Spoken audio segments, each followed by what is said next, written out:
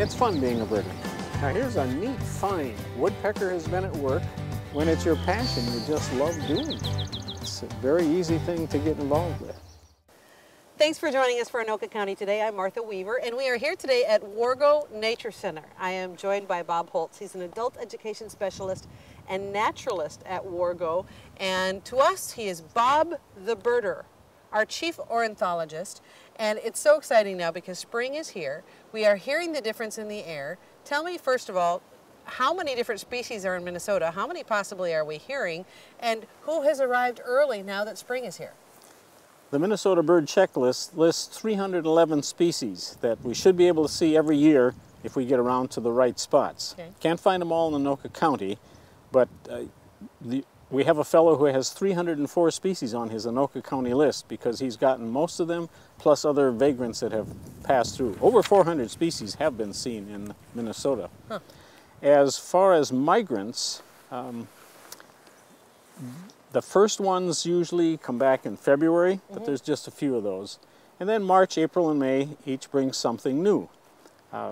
Some of the insect-eating birds have to wait a bit longer to show up. Okay.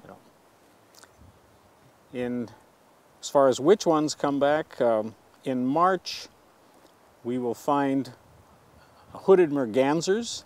That's not the most typical one people look for. But let's take a bird duck, one. Right? It's a duck, so okay. we need to find some open water. Okay. It's a duck that the male has a black head, and when he has his crest up, there's a big white patch in it. Okay. If the crest is down, you just see a little sliver of white. When it's up, you see the big patch. Some of them even nest in the metro area. And they have a bill, though, that's not duck-like, at least from the perspective of most of us. They're divers, correct? They're divers, and they have this narrow bill, and those two clues say, hey, they're probably eating fish and some other things down there. Okay. So, who else is here? Another one would be the robins, of course. Everybody kind of looks forward to say, hey, there, I saw my first robin. Right. But the reality is, that doesn't necessarily mean it's a migrant, because some robins stick around every year, all year long. Okay. And I keep a list of what I see on January 1st plus other things, but I look back my last 12 years, I've seen robins 9 times on January 1st. So a number of them stay around. And as a matter of fact, this year, I have a friend who had a evergreen area of trees near him, and each night he was having 1,000 or more robins come in to roost overnight. What a sight. So, yeah, this was unusual, to say the least. Then we have eastern bluebirds.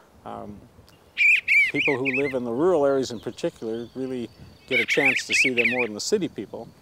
But they are birds that come back in March sometime. It depends somewhat on the weather. But a few of them even over winter, so you can't always be sure they're the first migrant. They were rather scarce 40 years ago. Is that why you see the action to build the Bluebird boxes and really start to get that population to rebound? Right. That really helped them recover. Now, bluebirds are getting reasonably common.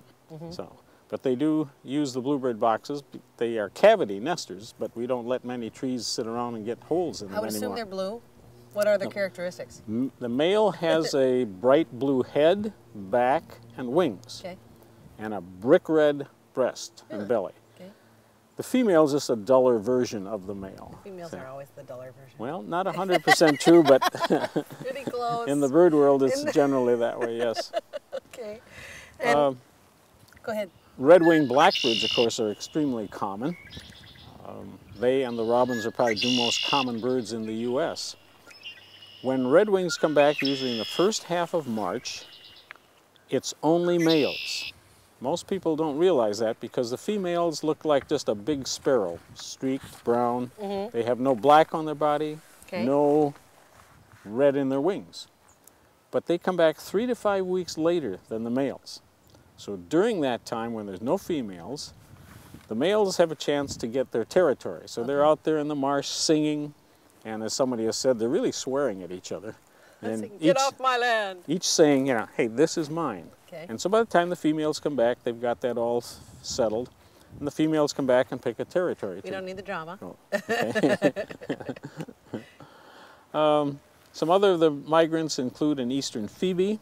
This is an insect-eating bird. It's a flycatcher in the birds or groups. And so it's usually April when we see them, but some will come back that last week in March. And they're an interesting example showing us how good birds' eyesight is. You'll see them sitting on a dead branch, looking around, flying out 50, 75 feet, nabbing a little insect out of the air, coming back and having lunch. Talk about that name, Phoebe. That's an interesting name for a bird. It basically says its name, but in a very raspy, hoarse... Can you imitate it?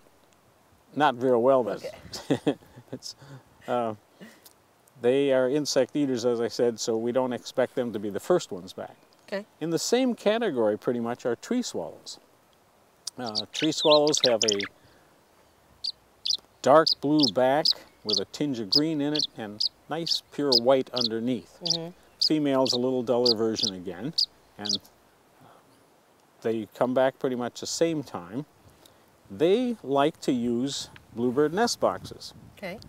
And that's why you often see two bluebird nest boxes close together. If the tree swallows come back and get the first of those two boxes, then the other box is in their territory. Okay. And if there's anything a male tree swallow doesn't want in his territory, it's another male tree swallow. So that nest doesn't get taken by other tree swallows, making it available for bluebirds if they do show up a little later than the tree swallows. And something that we want to confirm again, because I was trying to convince my 4-year-old daughter of this, that the majority of the birds that are singing are males. True. Okay. Yeah. It's not exclusively true. Cardinals, for example, female sings about as much as the male. Okay. Yeah. For different purposes, or just? That's communication between the two. Uh-huh. Yeah. But in general, you're right. The males are the singers for the purpose of establishing a territory and attracting a mate. There's other kind of communication also, but that's the main reason. You know, let me ask you a question too, because you're talking about some birds who are overwintering here now. Are we seeing more birds that just are not leaving? You know, I mean, obviously we see more Canada geese who aren't moving. They're staying because they have a food supply, they have open water, etc. Are you seeing more, or? Well, the last 2 years that's been very true for robins.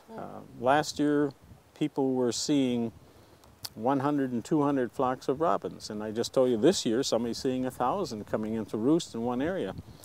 And they are expanding their ranges. They're going a little farther north, many species.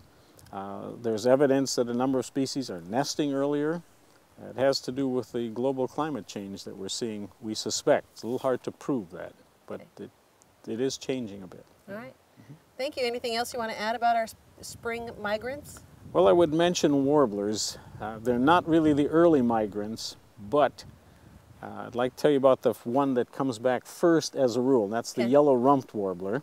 And he has yellow on the head, on the shoulders, and on the rump. And the rump yellow patches show up very well when they fly. Okay.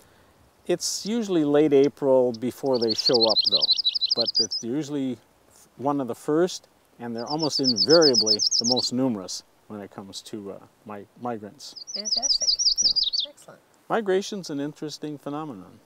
It's amazing how birds leave this area and often come back right to the same spot where they nested last year. Is it true, I've heard that where they learn to fly, is that where they tend to return to, or the area that they stay?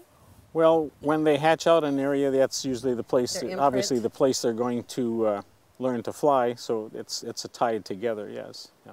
But they'll come back and use the same nesting areas.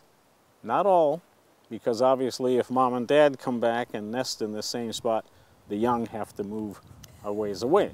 I don't know, a lot of young are moving back in with mom and dad these days. Not in the bird world. All right. Bob, thank you. Anything else? That should do it. All right. Bob Holtz, our naturalist, adult education specialist here at Wargo Nature Center. For a lot more, just go to our website, anokacounty.us.